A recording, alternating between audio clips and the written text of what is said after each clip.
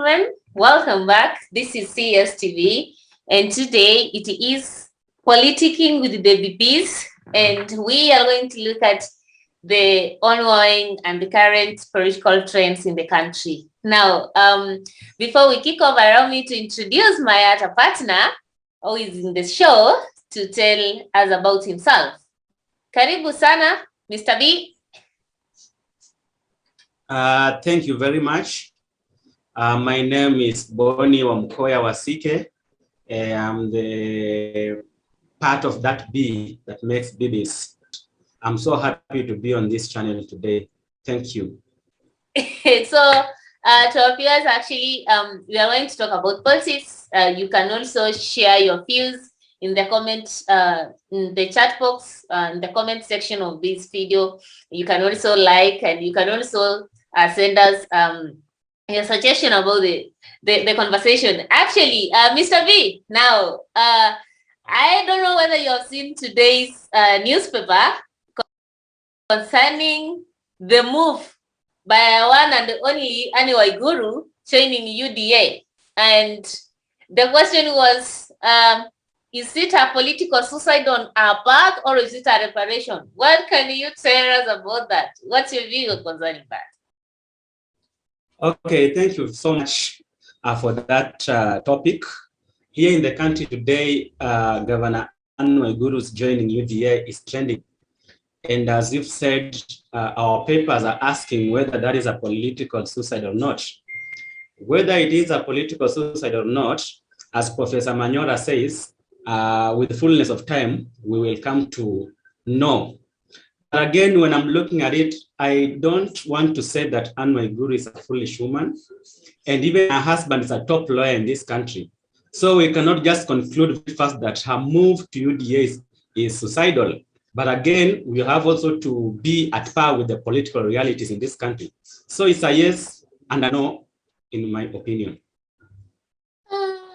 And me, I think it's political suicide.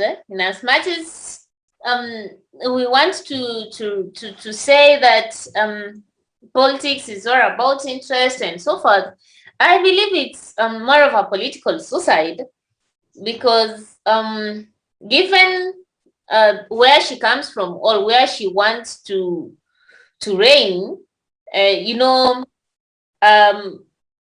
she wants to be the governor. If she wanted to be something else other than the governor, I could have said maybe if she wanted to deputize the DP in the forthcoming elections, then I could have said that it's a political mileage. But look, where Anne comes from, we have also Mata Karua on the ground. And then we have also Ngishiri, who is also eyeing the position of that gubernatorial seat, actually. So I'm seated here, I'm looking at Ngishiri, and Anne Waiguru have not been in terms. Ngishiri has been always the supporter of UDA, and then now Anne comes in. Don't you see we have conflicting interests? So who is UDA going to pack in terms of gubernatorial seats in Kirinyaga County? Okay, before even we delve into this Governor Waiguru's issue, let us have some history about the county. So you will, as you have put it very clearly, there is the current women rep, who is Ngirishi, who has been eyeing the seat. And then we have the PS Interior, Kibicho, who has been eyeing the seat. And then we have a very strong opponent in the name of Mada Karua, who is also eyeing the seat, though she has not declared. So some people say that Bwana Waiguru is a product of the faranga of a computer for her seat. We are not sure. That's what people say. And again, she has been impeached once, and it is just by the mercies of the president and the system that she was able not to join the legs of Sonko and Waititu. So when you analyze it with a political eye, you can say that Anne Waiguru is in the office courtesy of President Uhuru Kenyatta and the system. But then today, she's leaving the system and President Kenyatta to go to support Ruto with the UDA. So to me, I tend to think as much as it's a political side, but we also have to understand the facts on the ground. Of late, you've seen Kibicho and Ngirishi working together. And again, of late, you've seen Mother Karua appearing as if is in the handshake team. So all these happenings might have made governor to realize that he's no longer at peace with the system, Kibicho, and then the presidency, Uhuru Kenyatta. So where does she go? She has to go to the people. As you know, currently, the most dominant party in her county is UDA. So I think her move to go to UDA was kind of trying to show the public that she is moving to where the votes are. And I think it is politically, it's wise because then the system and the presidency is not backing her. I agree with you with regard to not maybe being in terms with the system, with the presidency, but I was also looking at it. Apart from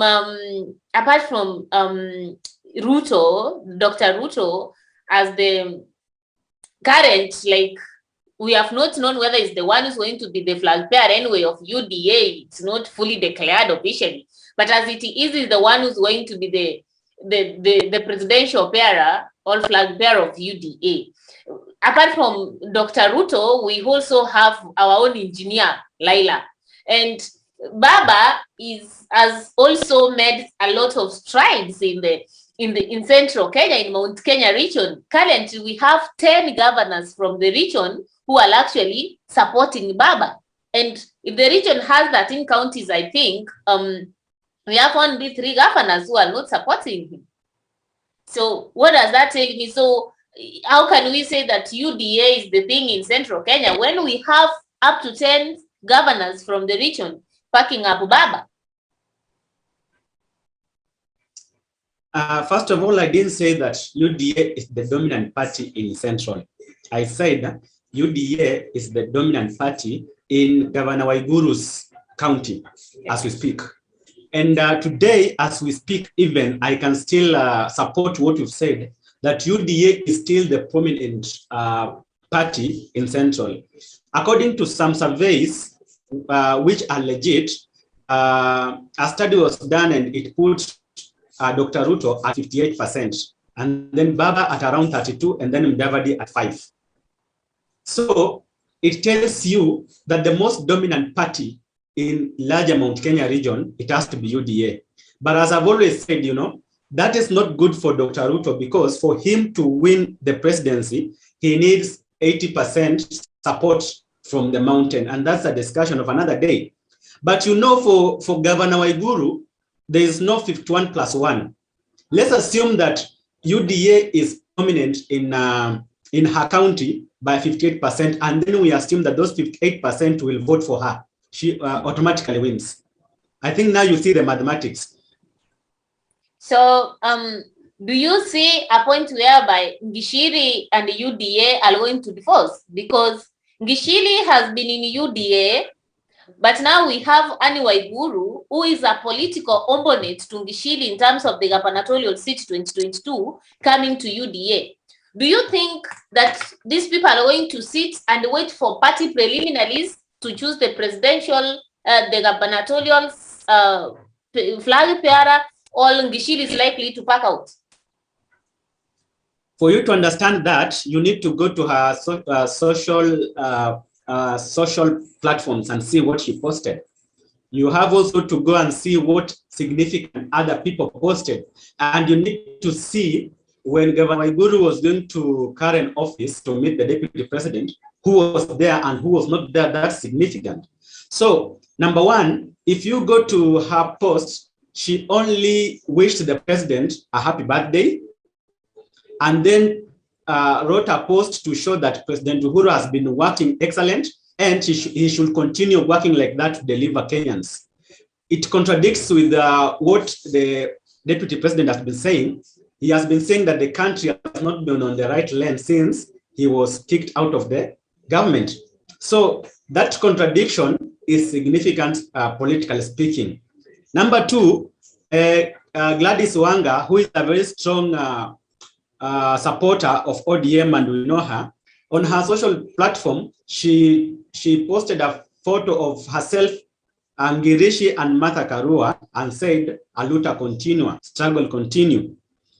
And during the welcoming party of Waiguru in Karen, all these other prominent women were there, but Ngirishi was missing.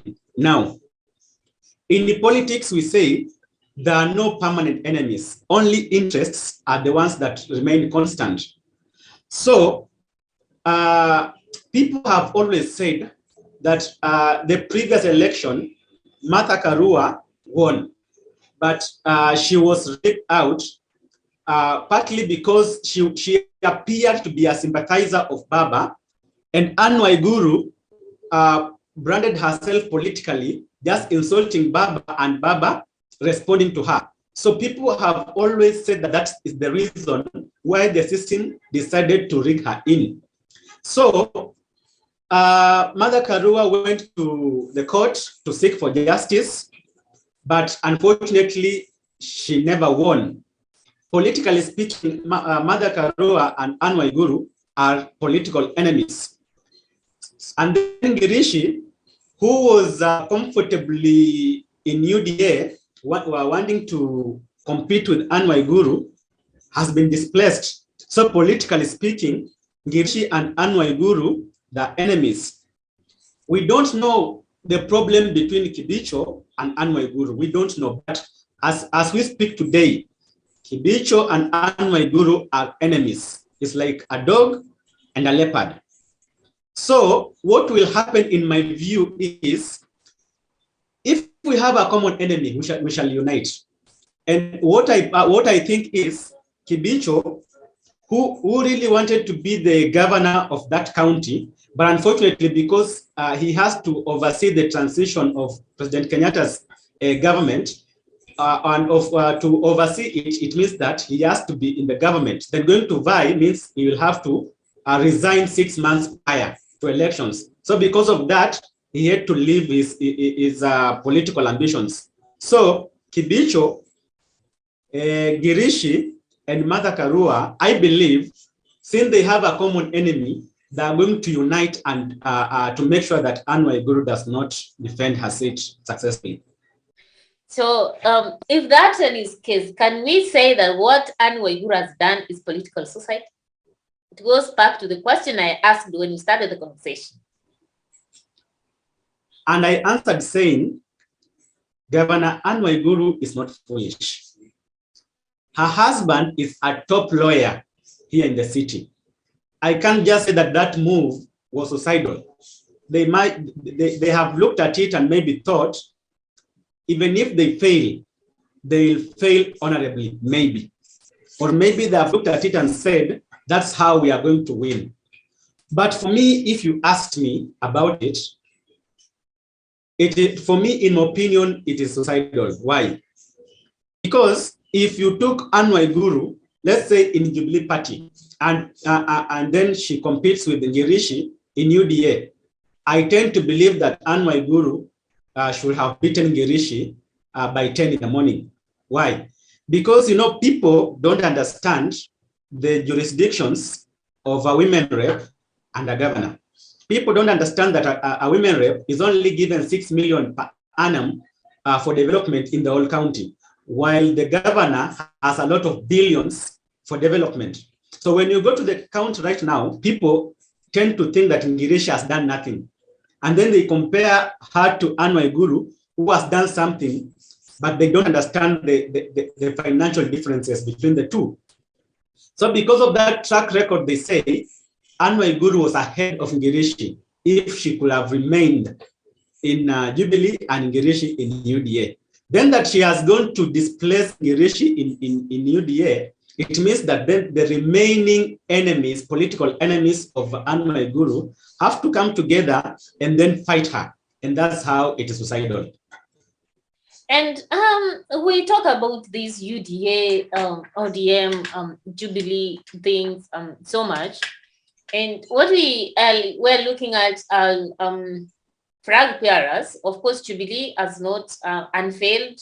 It is flag bearer and we don't know whether they will actually unveil their flag bearer or they will present a flag bearer for 2022. But one thing that we are for sure is that Baba and his ODM Mbati will be in the presidential race, and UDA and Dr. Ruto will be in the race. And I'm looking at all these two individuals, that is Baba and Dr. Ruto, are running to the mountain. Like, the mountain has become a feasting place. Like, every day, if somebody could think that it is a morning devotion for the two individuals, they have feasted the mountain so much. Do you think that they are eyeing of getting maybe a deputy, like a running mate from the region, or is it just to wound the Mount Kenya people to vote for them? First of all, the mountain is so complicated. For the longest time possible, it's the first time that the mountain is not going to produce a presidential candidate. It has never happened that way. In fact, there are some other times when the mountain has produced two strong opponents who are vying for the same seat. The reason why the mountain is so complicated is because, first of all, the mountain has made Kenyans believe that it has numbers. Sometimes I tend to think that this number are just perceptual, but politics is also perception. So they have made the nation and the country to believe that they have numbers. And because of that, you need those numbers to become the president. And that's why some other people say that you can't be a president without the mountain, of which I've always disagreed with them because of my own personal reasons that maybe they'll form a discussion of another day. But back to your question, it is so complicated in my view. If you allow me to go deeper into that question, if you allow me, that is, I can go deeper into it. Can I? Yes. In the history of our country, with the presidency, the country has had 4 presidents. These 4 presidents, 4 of them, there are 3 of them has been from one tribe, that is Kikuyu, and then 1 has been a Kalenjin. So it is so complicated for the deputy president to pick somebody from Central, not Mount Kenya, Central. What I mean is to pick a Kikuyu, because the rest of the Kenyans can be told that kwani hii nchi ni ya kabila mbili. That's so dangerous, because it will be as if it's just rotating among the 2 tribes. But again, for the deputy president to be the president of this country needs more than 80% of the mountain's votes, assuming that the equations remain the same. And to get that, to make these Kikuyus come to vote for him, he has to choose a running mate from the area. Now let's come to Baba. Baba is at liberty to choose a running mate from Central, because now it will be a Luo, a Kikuyu, you see? But now the problem is the way the deputy president has intruded into the mountain. It's so difficult, even if Baba has a running mate from Central, to get, let's say, more than 2 million votes from the mountain. So for my question is, will you try to please people by giving them a running mate and get, let's say, 1 million votes, and then forfeit somebody like Kalonzo who brings 2 million votes? You see the way it's complicated. Yeah. Anyway, dear viewers, tell us, do you think it is easy for Baba to choose a running mate from the mountain and win the election? Or is it easy for the deputy to choose a running mate from the mountain and win? If you were to advise these 2 horses, that is Baba and Dr. Ruto, what could you tell them about the deputy, the people who are supposed to deputize them? Keep your conversations, keep your comments in the comment chat box, and let's meet next time in the program Politicking with the BBS. Subscribe.